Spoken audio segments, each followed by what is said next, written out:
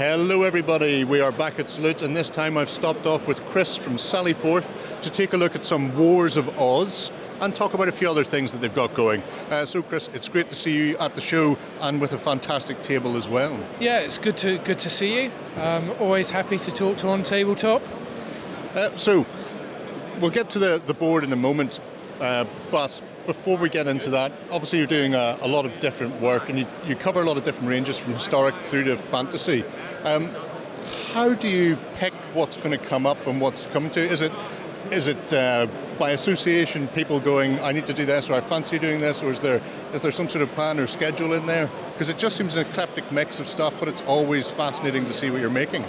Okay, so it's personal passion.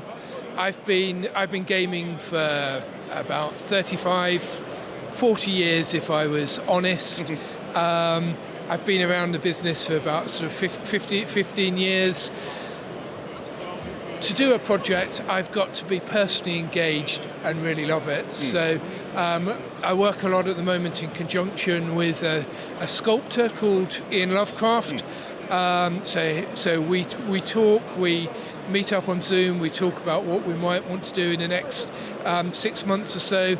We're both very passionate about Rome and the Romans, so we have been, over the last year, releasing a project with Roman legionaries, with ancient Germans, based on the sort of first century in Germany.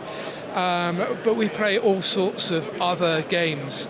Now, one of my favourite authors is a lady called Lindsay Davis, who writes a series of books about a detective in first century Rome called Marcus Didius Falco. She's written about 20 books, and they've really inspired us to put together civilians and people who are living in Rome, so we can use Pulp Alley and to put together some games that aren't necessarily 100% combat orientated. They're about a detective solving mysteries, dealing with sort of intrigue. So we have a Kickstarter at the moment where we have some Roman civilians, and I found a painting of people at the arena, and we have and we've based these sculpts on them. So we have a guy having a barbecue. We have a guy who's had too much wine and is sleeping it off. We have a fight that's going on and somebody's trying to stop it. We have a guy who's obviously having a bit of a telling off from his wife, and he's looking in the other direction, and they all tell a story, and we can wind them into our into our game and into the background of Rome. So the Kickstarter also has Roman auxiliaries to add to our legionaries. But yeah, so it's an eclectic mix. We've done Rob Roy, we've done Vikings, we've done Peter Pan. It tends to be, and we have far more ideas than actually come into fruition. So we have this brainstorm based on our personal passions. We sanity check to see, are there likely to be enough people to justify it, and then we put it on the list. But they tend to be things that we love, so we follow through. We like to put sort of free content, so when we do a release, we will look at a number of different game systems and play some games and put some character cards and background information on the website so that people can use them. So, War of Ozz then. Wars of Ozz.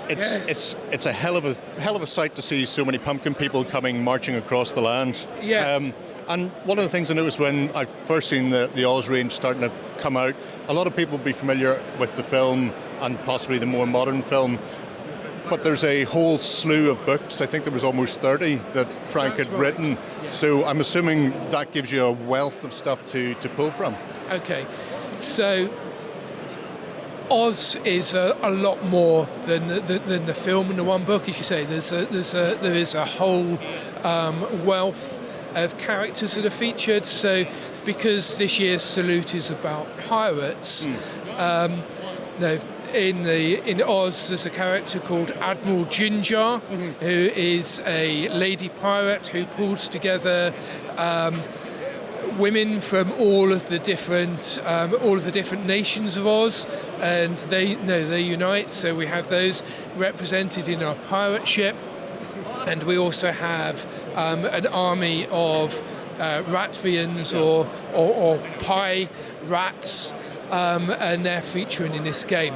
But L. Frank Baum's World of Oz was our starting point. That our Oz is inspired by it, and it's set in a post-apocalyptic Earth. Right. So that's why, and that comes out in the characters.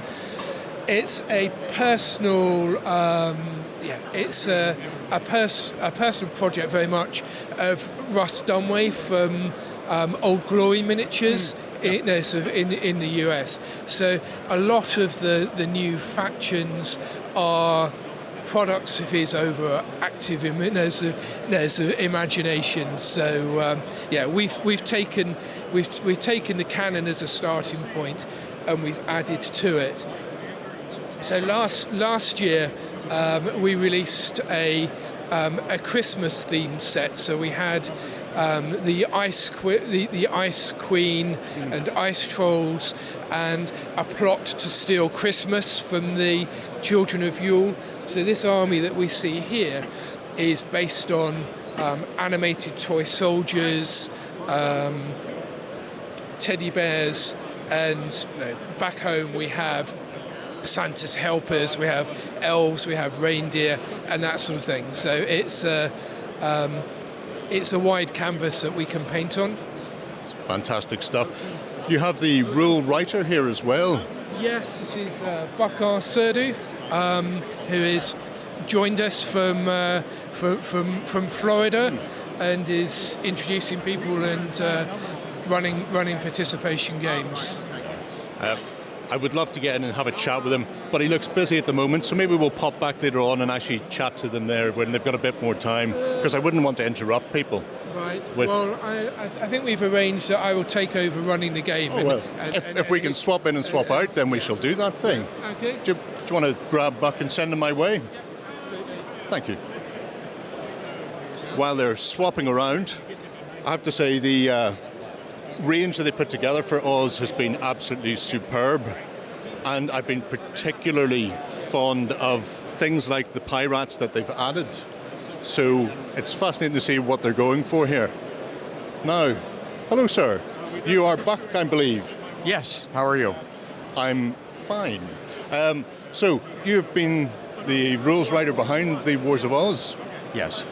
Can you tell us a bit about how you went about designing the game and the sort of the mechanics that you brought in to give it that flavour? Yeah, so Old Glory approached me about needing a set of rules for this figure line he had an idea for.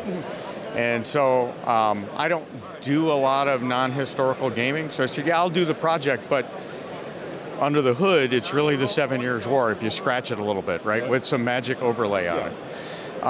I was trying to get to some friction, but give the commander still some control over what's going on.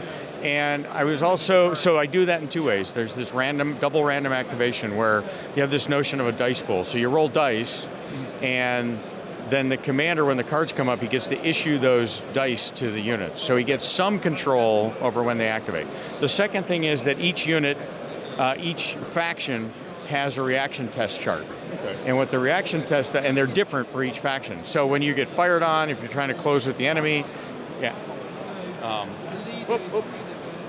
So there's a reaction test back here. And so what happens is if you're fired on, you have to roll less than your resolve attribute. And depending on how you roll, and there are some shifts if you've lost a base or whatever, that tells you what happens. So the commander, it kind of goes back to a quote from Napoleon, right? Once you commit the troops to the fight, they're out of your control, right? So the idea is that I get them to start doing things, and I'm not exactly sure how they're going to respond to that. And some of the more aggressive factions, if I shoot at them, sometimes their response is going to be to countercharge, right?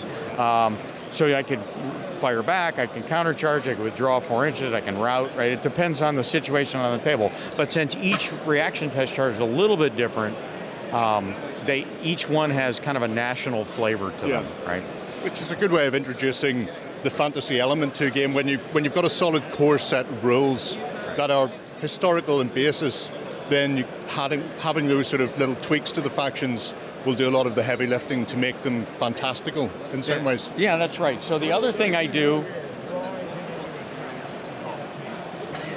at the beginning of the game, for all your leaders, you draw a chit, which tells you something about that leader's specific idiosyncrasies. So in this case, this one says poor staff. So while the other commanders have a 12-inch radius for command, this one only has a 9-inch radius. Yeah. But there's all kinds of, some of them are poltroons, so they reduce your reaction result. Some of them are impetuous, so they add to your elan result. Yeah. And so the idea too is not all the infantry units are exactly the same. They all have a little bit of customization to them. And then there are wizards and witches. Now my bias on Magic is, in a lot of games it takes over. Yes. So what I've tried to do here is basically spells affect a unit's attribute. Yeah. There's 4 attributes. You have marksmanship, melee, resolve, and elan, and speed.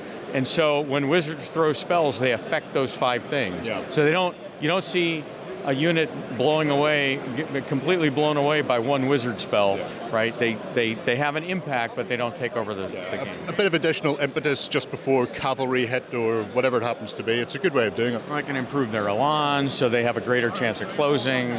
Or there's one called Fleet Feet, so I get to add a couple of inches to their movement, right? So I'm assuming this is not your first published rule set. No, it's not. No. It's probably like number 10 right now. So if people want to find out more about the stuff you've written, is it for specific companies or have you self-published, or where should they go and look? So the Wars of Ozz is published, the book is published by Sally Forth. Yep. It's sold, interesting enough, right? So it was a combined effort between Old Glory and Sally Forth on the Kickstarter. So the figures are made by Old Glory in the US.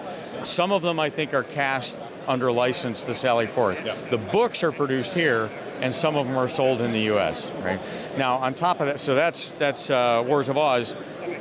We've also rewritten it, so it's a Wars of Ozz family of rules. So there's also a generic mass battle fantasy set called Wars of Orcs and Dwarves, and that's kind of a bring your own army, because there's ways to stat out. So there's no backstory, so if you have like old Games Workshop stuff that you're not using anymore, or old, I don't know, minifigs from the 70s, you can put those things on the table and stat them out and play. It's also pretty good for historical. One of the guys back home uses it for samurai games. And then because I told you this was initially a 7 Years War set, or it was a 7 Years War set with Fantasy Chrome. Yeah. I've been working for the last 3 years on the Napoleonic version. And mostly it's just the mechanics are all the same. These charts are a little bit different. So I expect to have that in a PDF release in July. So not too far away then for people to look for it. Right. Well, there you go, folks. Check out Wars of Ozz if you haven't already, from Sally Forth and Old Glory. Really fascinating set of rules, great set of miniatures, and obviously Sally Forth have a whole host of additional bits and pieces across the range from historic to fantastical as well. We're going to push on and see what else is here at Salute.